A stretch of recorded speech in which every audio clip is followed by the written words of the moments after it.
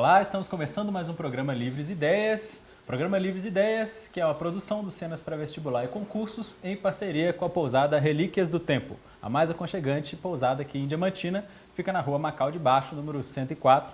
Convido você a conhecer a nossa pousada. No programa de hoje, a gente vai discutir as tensões internacionais envolvendo especialmente a Síria e a Coreia do Norte, que vem ganhando manchete aí na mídia internacional e na nossa mídia também. Para conversar sobre esse assunto, eu convidei a professora de Ciência Política da UFVJM, Tereza Vale. Obrigado. Obrigada. Convidei também o professor de Cartografia, também da UFVJM, professor Lúcio Moura. Obrigado, Lúcio. Obrigado a você. Pessoal, para dar início aqui à nossa conversa, tem uma frase do George Orwell, que é geralmente sempre lembrado em períodos sombrios, né, da nossa história, que diz algo parecido com: a guerra não existe para ser vencida, ela existe para ser perpetuada, né?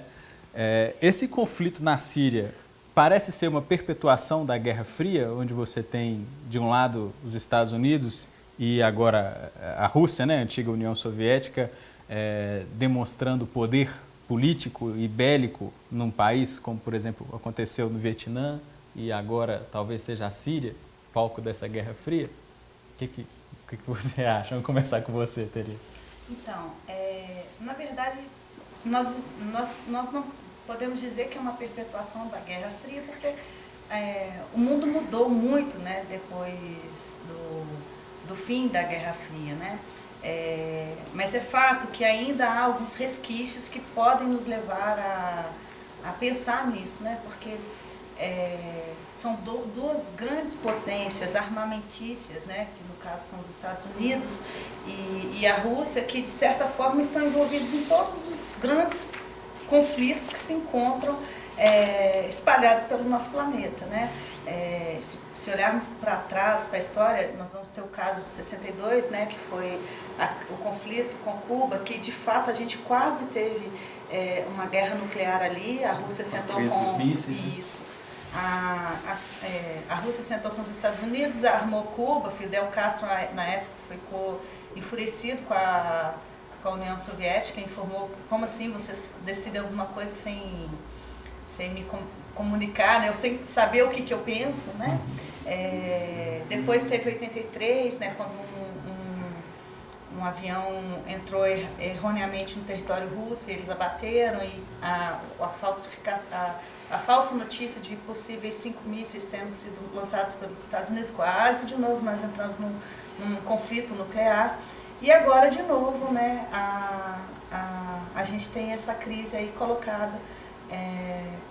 Na Síria, a Síria não está armada, mas ela tem espaços dela constituídos por militares russos, né?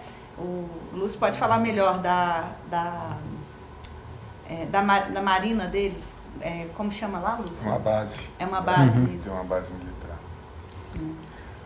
Aí a gente tem na Síria, como você colocou, né, vários grupos militares operando. Você tem de um lado o exército oficial da Síria, né, que apoia o governo do Bashar al-Assad. Você tem grupos opositores ou milícias de oposição, que aí já foram consideradas de moderadas um tempo atrás, né? Agora nem tanto, né? Também estão armadas. Aí você tem os curdos também lutando, né? Talvez em causa própria também, né? Acho que todos eles estão lutando em causa própria, perdão. E o Estado Islâmico, né? E aí, dentro desse caldeirão fervente, você ainda tem os Estados Unidos e alguns de um lado, apoiando alguns grupos, há quem diga que apoia inclusive o Estado Islâmico, lá dentro da Síria, né? E você tem a Rússia apoiando as forças do Bashar al-Assad. Isso sem desconsiderando o papel do Irã, da Arábia Saudita, né? De Israel, da Turquia, também todo mundo operando dentro daquele território. Você vê, vamos passar por Lúcio, né? Você vê, Lúcio, uma possibilidade de paz no médio prazo naquela região? Olha, eu não. Porque, deixa eu te explicar uma situação. Aquela região é uma região que sempre foi conflituosa. Nós, para entendermos o que realmente está acontecendo ali, nós temos que voltar ao passado, e um passado bem pretérito mesmo, né? É que aquela região, ela sempre foi ocupada, tá? Ela foi ocupada pelo Império Grego, foi ocupada pelo Império Romano, que depois ficou tão grande que se dividiu. Depois os próprios árabes da região chegaram a invadir a Europa, tá? E mais recentemente, quando eu digo mais recentemente, no período da Primeira Guerra Mundial, a região era ocupada pelo Império Otomano. Esse Império Otomano hoje se reduziu ao que a gente chama de Turquia. Perfeito? Então, a região ela tem uma importância estratégica muito grande.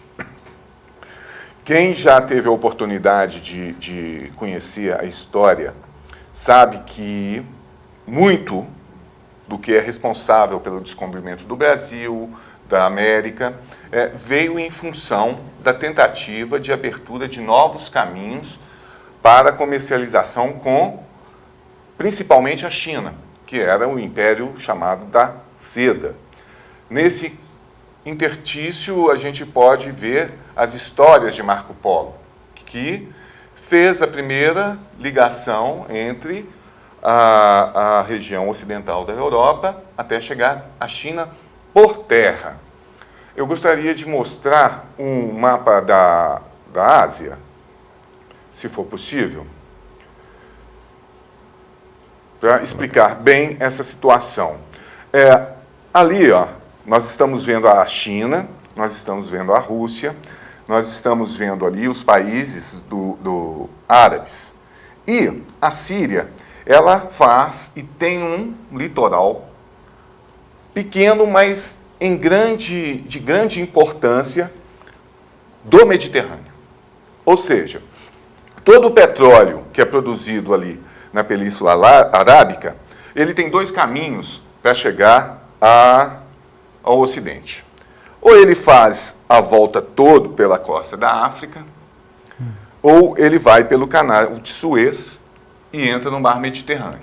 Só que existe uma terceira via, que é muito mais barata, tá? E muito mais rápida, que seria a linha reta. Essa linha reta faz com que a produção de gás e petróleo passe pelo território sírio, através de gasodutos, oleodutos, e posteriormente embarcado no mar Mediterrâneo e distribuído para o resto do mundo.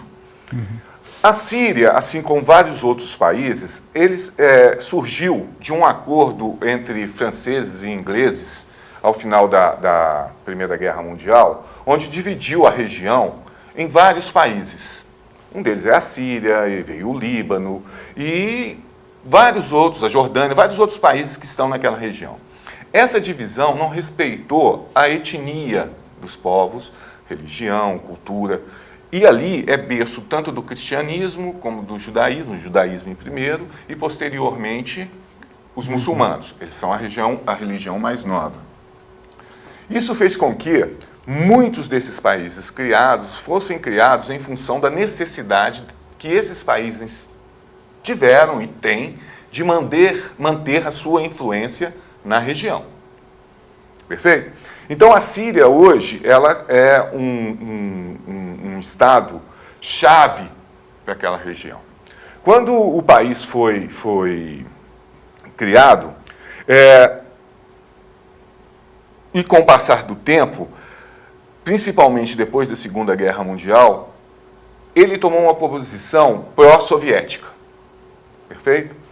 E ali ficou-se incrustado muito do poderio bélico russo, hoje russo, antigamente soviético, que dava aquela situação de uma área estratégica, tanto para os países do Ocidente, França, Inglaterra e depois da Segunda Guerra, os Estados Unidos, e colocou, então, aquilo como um barril de pólvora, principalmente depois da criação do Estado de Israel.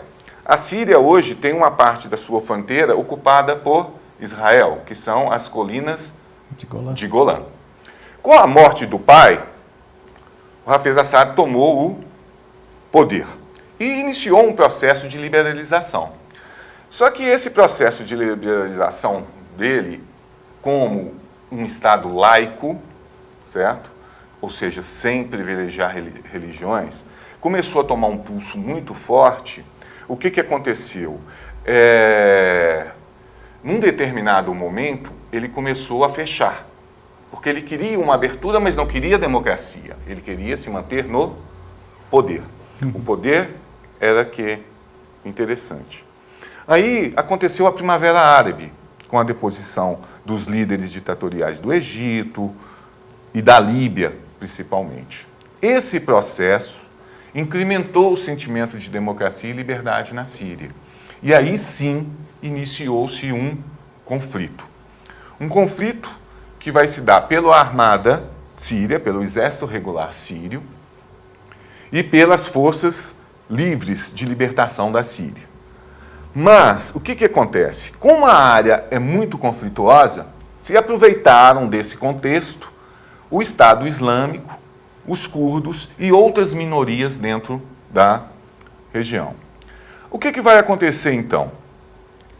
Durante o período em que a guerra estava unicamente fechada entre o exército livre e o exército regular, o mundo ficou esperando para ver como fosse.